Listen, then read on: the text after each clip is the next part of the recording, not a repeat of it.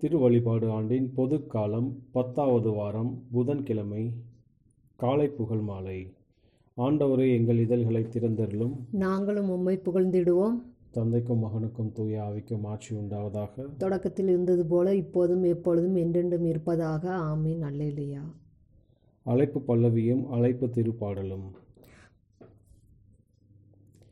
அனைத்துலகோரே ஆர்ப்பரித்து வாழ்த்துங்கள், ஆண்டவரை மகிழ்ச்சியுடன் வழிபடுங்கள். அனைத்துலகோரை ஆர்ப்பரித்து வாழ்த்துங்கள், ஆண்டவரை மகிழ்ச்சியுடன் வழிபடுங்கள். வாருங்கள், ஆண்டவரை புகழ்ந்து பாடுங்கள், நமது மீட்பின் பாறையை போற்றி ஆர்ப்பரியுங்கள். அவர் திருமுன் நன்றியுடன் செல்வோம், புகழ் பாக்களால் அவரை போற்றி அகமகிழ்வோம். ஏனெனில் ஆண்டவர் மாண்புமிகு இறைவன், அனைத்து தெய்வங்களுக்கும் அனைத்திற்கும் மேலான பேரரசர். பூவுலகின் ஆள் பகுதிகள் அவர் தம் கையில் உள்ளன, மலைகளின் கொடுமுடிகளும் அவருக்கே உரியன. கடலும் அவருடையதே, அவரே அதை படைத்தார். உலர்ந்த தரையையும் அவர் கைகளே உருவாக்கின.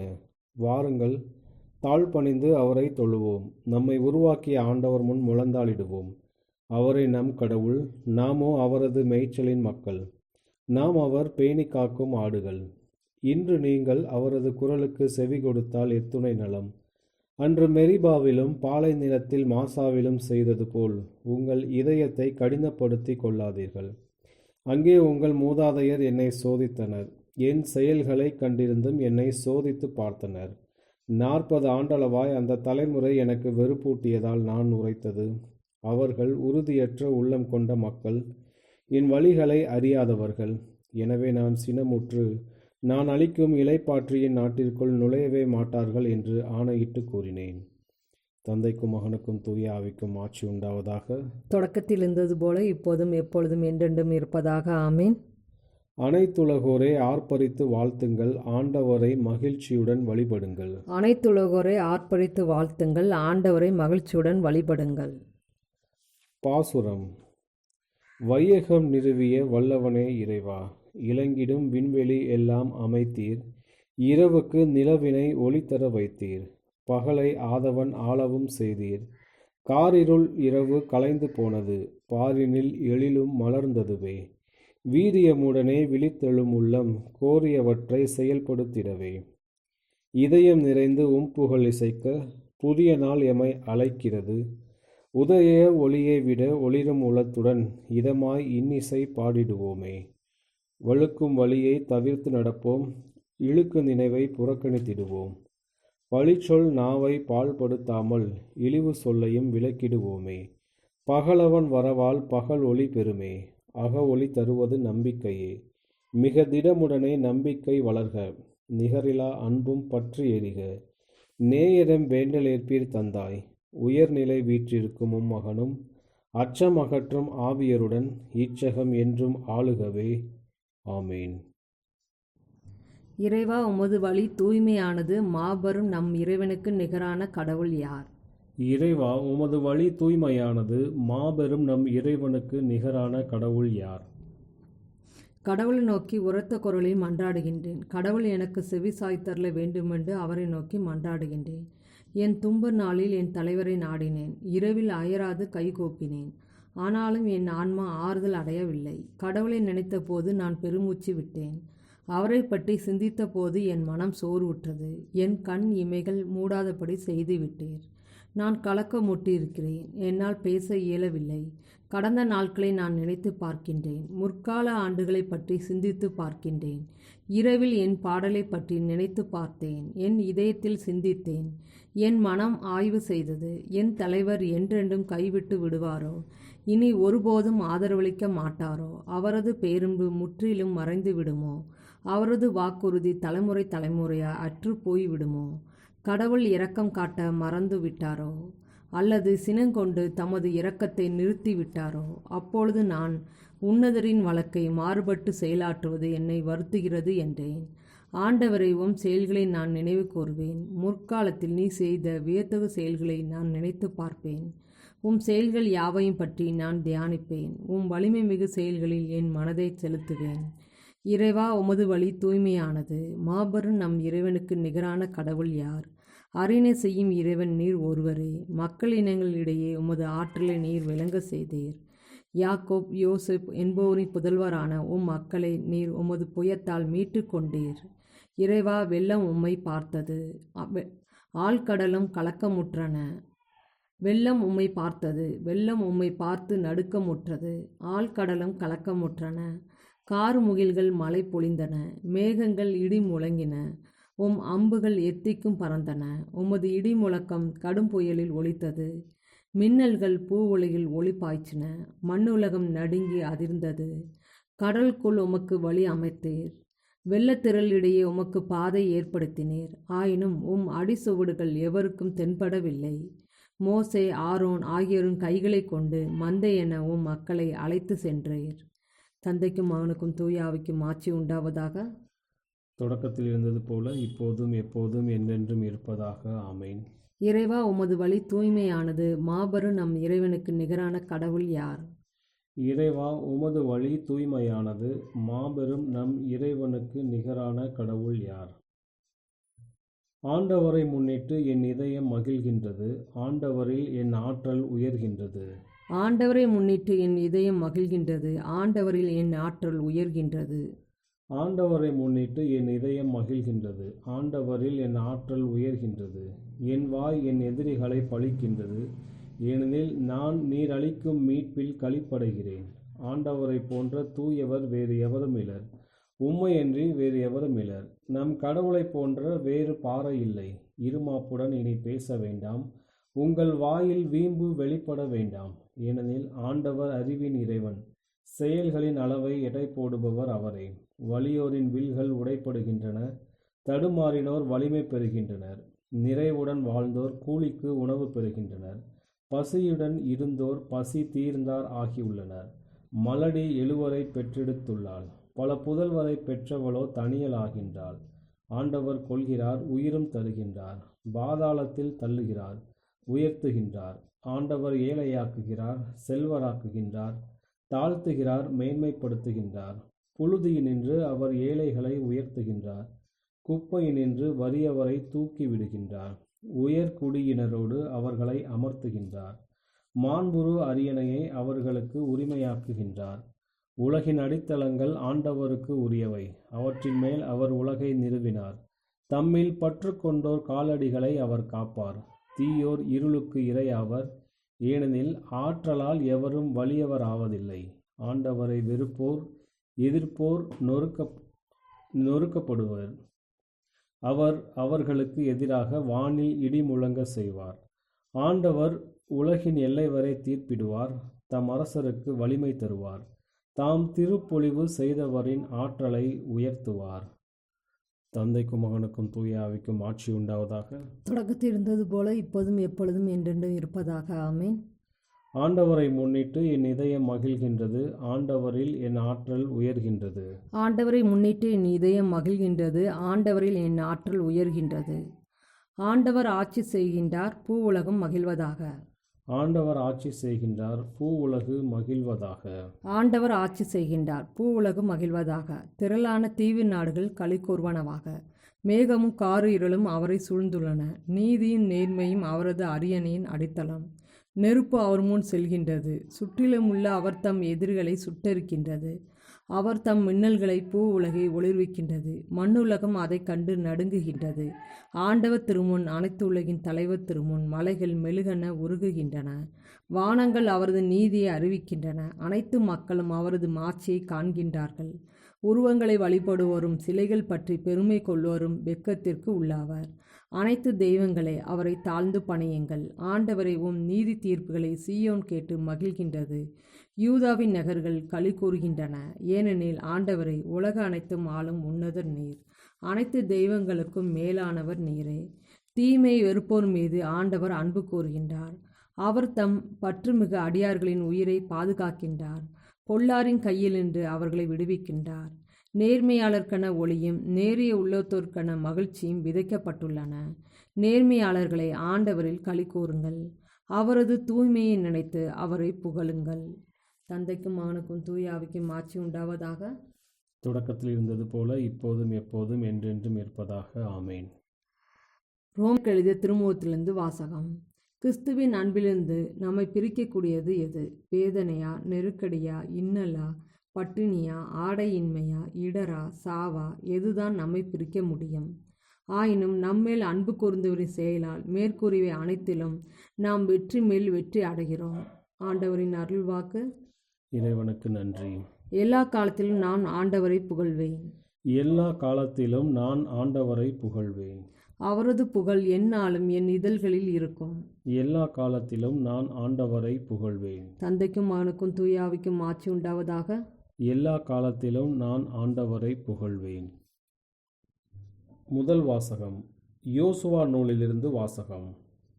யோசுவா அதிகாலையில் விழித்தெழுந்தார். அவரும் இஸ்ரேல் மக்கள் அனைவரும் சித்தீமிலிருந்து புறப்பட்டு யோர்தான் வந்தடைந்தனர். அதை கடக்கும் முன் அங்கே தங்கினர்.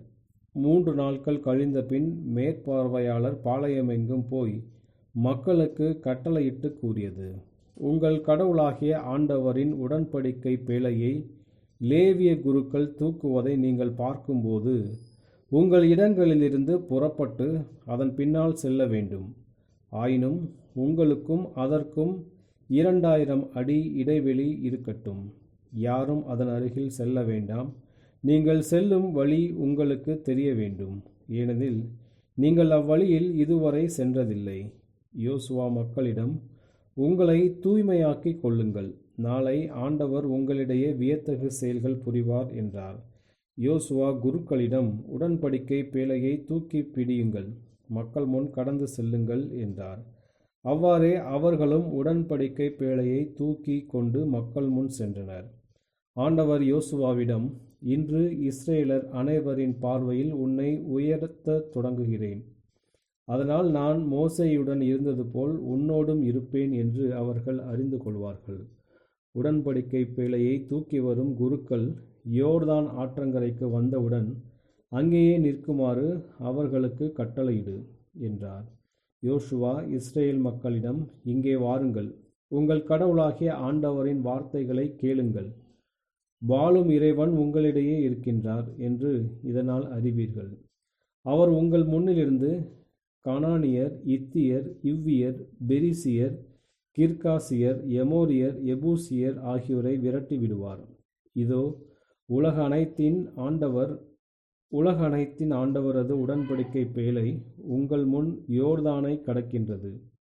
இப்போது இஸ்ரேலின் 12 குலங்களிலிருந்தும் குலத்திற்கு ஒருவராக நீங்கள் தேர்ந்தெடுங்கள். உலக அனைத்தின் ஆண்டவரது உடன்படிக்கை பேழையை தூக்கிச் செல்லும் குருக்களின் காலடிகள் யோர்தான் நீரில் பட்டவுடன் அத்தண்ணீர் பிரிந்து போகும்.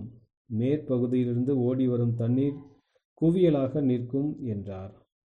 மக்கள் தங்கள் கூடாரங்களிலிருந்து யோர்தானை கடக்க புறப்படும்போது குருக்கள் உடன்படிக்கை பேழையை தூக்கி கொண்டு மக்கள் முன்னே சென்றனர். உடன்படிக்கை பேழையை தூக்கி சென்ற குருக்கள் யோர்தானை அடைந்தனர். அவர்கள் காலடிகள் யோர்தானின் நீரின் விளிம்பில் நனைந்தவுடன் மேற்பகுதியிலிருந்து ஓடி வந்த யோர்தான் நீர் வெகு தொலையில் நின்றது. அறுவடை நாட்களில் இந்நதி கரை புரண்டு ஓடும். மேற்பகுதியிலிருந்து வந்த நீர் சாரத்தானின் அருகில் இருந்து ஆதாம் நகருக்கு எதிரில் வெகு தொலையில் மேலெழும்பி நின்றது. கீழே ஓடிய நீர் பாலைநில கடலாகிய சாக்கடல் வரை ஓடி மறைந்தது. மக்களும் எரிகோவுக்கு நேர் எதிராக கடந்து சென்றனர். இஸ்ரேலர் அனைவரும் கடந்து முடிக்கும் வரை ஆண்டவரது உடன்படிக்கை பேழையை தூக்கிச் சென்ற குருக்கள் யோர்தான் நடுவே வறண்ட தரையில் நின்றனர். எல்லா இஸ்ரேல் மக்களும் அவ்வறண்ட தரை வழியாக நடந்தனர். அன்று ஆண்டவர் யோசுவாவை இஸ்ரேலர் அனைவரின் பார்வையில் உயர்த்தினார். அவர்கள் மோசேயை மதித்தது போல் இவரையும் வாழ்நாள் முழுவதும் மதித்தனர். ஆண்டவர் யோசுவாவிடம் கூறியது: உடன்படிக்கை பேழையை தூக்கி நிற்கும் குருக்களை யோர்தானிலிருந்து வெளியேறுமாறு கட்டளையிடு. அவ்வாறே யோசுவா குருக்களுக்கு யோர்தானிலிருந்து வெளியேறுங்கள் என்று கட்டளையிட்டார். ஆண்டவரது உடன்படிக்கை பேழையை தூக்கி சென்ற குருக்கள் யோர்தானின் நடுவிலிருந்து வெளியேறி தங்கள் பாதங்களை கரையில் வைத்தவுடன் யோர்தான் நீர் தன்னிடத்திற்கு திரும்பியது. முன்பு போல் கரைகளை தொட்டு ஓடியது.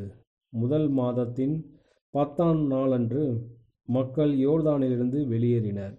அவர்கள் எரிகோவில் கிழக்கு பகுதியில் இருந்த கில்காவில் தங்கினர். இஸ்ரேலர் கில்காவில் தங்கினர். மாதத்தின் 14ஆம் நாள் மாலை எரிகோ சமவெளியில் பாஸ்கா கொண்டாடினர். பாஸ்காவின் மறுநாள் நிலத்தின் விளைச்சலையும் புளிப்பற்ற அப்பத்தையும் வறுத்த தானியத்தையும் உண்டனர். நிலத்தின் விளைச்சலை உண்ட மறுநாளிலிருந்து மன்னா நின்றது. இஸ்ரேலுக்கு மன்னா மீண்டும் கிடைக்கவில்லை. கானான் நிலத்தின் விளைச்சலை அந்த ஆண்டு உண்டனர். ஆண்டவரின் அருள்வாக்கு. இறைவா உமக்கு நன்றி. 2ஆம் வாசகம். யோர்தானை கடந்து செல்லுதல். குருவான ஆரிகன் யோசுவாவை குறித்து அளித்த பிரசங்கம். இறை மக்கள் யோர்தானை கடக்கும்போது உடன்படிக்கையின் பெட்டகம் அவர்களை வழிநடத்தியது. குருக்களும் லேவியரும் நின்றனர். இறைவனின் ஊழியருக்கு மரியாதை செலுத்துவது போல் தண்ணீரும் வழிந்தோடுவதை நிறுத்தி கொண்டது. அது ஒரே இடத்தில் திரண்டு நின்று இறை மக்கள் பாதுகாப்பாக கடந்து செல்ல அவர்களை அனுமதித்தது. கடந்த கால மனிதருக்கு இத்தகைய அற்புதங்கள் செய்யப்பட்டதை குறித்து கிறிஸ்துவனான நீ வியப்புறாதீர். திருமுழுக்கு என்னும் திருவருட்சாதனத்தால் யோர்தான் ஆற்றை கடந்த உமக்கு இறைவார்த்தை இன்னும் மேன்மையான காரியங்களை வாக்களிக்கின்றது. வானத்திலும் ஒரு வழியை உமக்கு அவர் வாக்களிக்கின்றார். நீதிமான்களை குறித்து சின்னப்பர் கூறுவதற்கு செவிமடுங்கள். வானகத்தில் உள்ள மேகங்களில் நாம் சிக்குண்டு கிறிஸ்துவை சந்தித்த பிறகு ஆண்டவரோடு நாம் என்றும் இருப்போம். நீதிமான் அஞ்சுவதற்கு முற்றிலுமே ஒன்றும் கிடையாது. படைப்பனைத்தும் அவனுக்கு ஊழியம் புரியும். இறைவாக்கினர் மூலமாக இறைவன் அவனுக்கு அளிக்கும் இன்னொரு வாக்குறுதிக்கு செவிசாயுங்கள். நீ தீயை கடந்தால் ஜுவாலை உன்னை பற்றி எரிக்காது. ஏனெனில் நாமே உன் ஆண்டவராகிய இறைவன். நீதிமான் எங்கும் வரவேற்கப்படுகின்றான். அனைத்தும் அவனுக்குரிய ஊழியத்தை நிறைவேற்றுகின்றது. ஆகவே இந்நிகழ்ச்சிகள் அனைத்தும் கடந்தவை என்று நீர் எண்ணாதீர். இவற்றின் தொகுப்பை இப்போது கேட்கும் நீர் இத்தகைய அனுபவம் ஏதும் பெறவில்லை என்று நினையாதீர். அவை அனைத்தும் அவற்றின் ஆன்மீக நிறைவை உம்மில் காண்கின்றன. சிலை வழிபாட்டின் இருளை நீர் சமீபத்தில் கைவிட்டீர். இப்பொழுதோ நீர் வந்து இறை சட்டத்தை கேட்க ஆசிக்கின்றீர். இதுவே உமக்கு எகிப்திலிருந்து வெளியேறுதல். திருமுழுக்கு ஆயத்த நிலையினாய் நீர் மாறி திருச்சபையின் சட்டங்களுக்கு கீழ்ப்படிய தொடங்கியதும் செங்கடலை நீர் கடந்தீர். இப்பொழுது பாலைவனத்தில் உள்ள பல்வேறு நிறுத்தங்களில் இறைவனின் சட்டத்தை கேள்வியுற நீர் தினமும் நேரத்தை அளிக்கின்றீர். இவ்வாறு இறைவனின் மாட்சிமையால் திரை விலக்கப்பட்டு மோயிசனின் முகத்தை காண்கின்றீர். ஆனால் நீர் திருமுழுக்கு தொட்டிக்கு வந்ததும் குருக்கள் மற்றும் தியாக்கோன்கள் பிரசனத்தில் எவர் அறிய வேண்டுமோ அவர் மட்டுமே அறிந்த தூயதும் மேன்மையானதுமான மறைபொருளுக்கு நீர் அறிமுகப்படுத்தப்பட்ட பிறகு குருக்களின் ஊழியத்தினால் யோர்தானை கடந்து வாக்களிக்கப்பட்ட நாட்டில் நுழைவீர். அங்கே மோயிசன் உம்மை இயேசுவிடம் கையளிப்பார். உம் புதிய பயணத்தில் அவரே உம் வழிகாட்டியாக விளங்குவார். எனவே இறைவனின் மாபெரும் செயல்களை நினைவு கூர்ந்து கடலை உமக்காக பிரித்து ஆற்றின் தண்ணீரை பின்தங்க செய்ததை நினைவில் கொண்டு அவர்களிடம் திரும்பி நீர் கூறுவீர், கடலே நீ ஏன் ஓடிவிட்டாய்? யோர்தானே நீ ஏன் திரும்பிக் கொண்டாய்? மலைகளே நீங்கள் ஏன் ஆடுகள் போல் துள்ளினீர்கள்? குன்றுகளே நீங்கள் ஏன் இளஞ்செம்மறி ஆடுகள் போல் துள்ளினீர்கள்? அப்பொழுது ஆண்டவரின் வார்த்தை பதிலளிக்கும். ஆண்டவரின் முகத்தைக் கண்டு யாக்கோபின் இறைவனது முகத்தைக் கண்டு பூமி அதிர்ந்தது. கற்களை நீர்த்தேக்கங்களாகவும் பாறையை நீரூற்றுகளாகவும் மாற்றுபவர் அவரே. குருவான ஆரிகன் யோசுவாவை குறித்து அளித்த பிரசங்கம். இன்றைய நற்செய்தி வாசகம். மத்தேயு எழுதிய தூய நற்செய்தியிலிருந்து வாசகம்.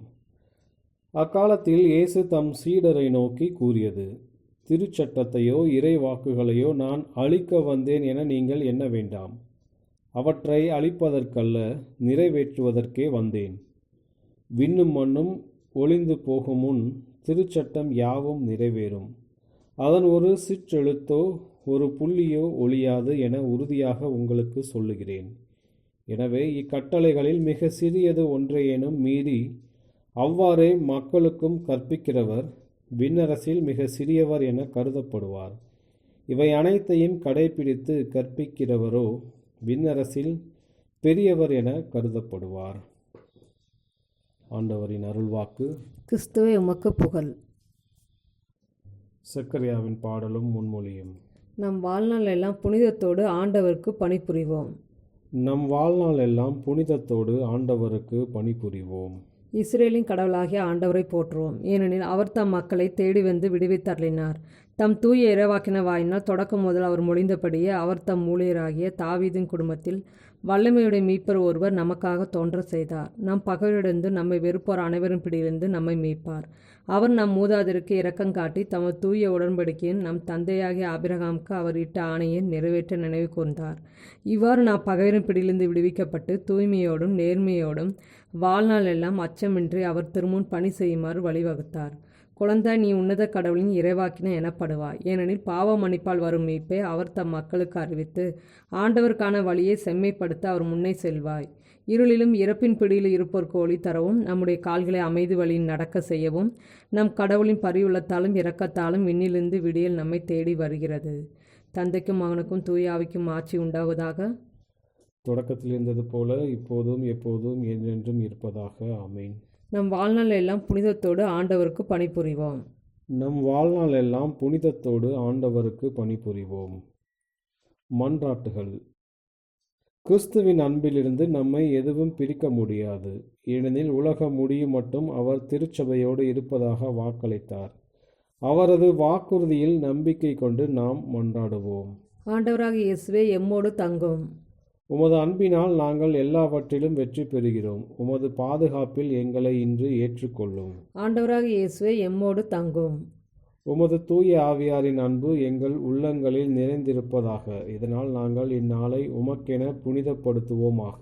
ஆண்டவராக இயேசுவே எம்மோடு தங்கும். உமது அழைப்புக்கு செவிமடுக்க எல்லா கிறிஸ்தவர்களுக்கும் உதவி செய்தருளும். அவர்கள் உலகிற்கு உப்பாகவும் ஒளியாகவும் விளங்குவார்களாக. ஆண்டவராக இயேசுவே எம்மோடு தங்கும். தொழிற்கூடங்களில் பணிபுரிவோருக்காக நாங்கள் வேண்டுகிறோம். அவர்கள் நீதிக்காகவும் சமுதாய நலனுக்காகவும் ஒருங்கிணைந்து உழைப்பார்களாக. ஆண்டவராக இயேசுவே எம்மோடு தங்கும்.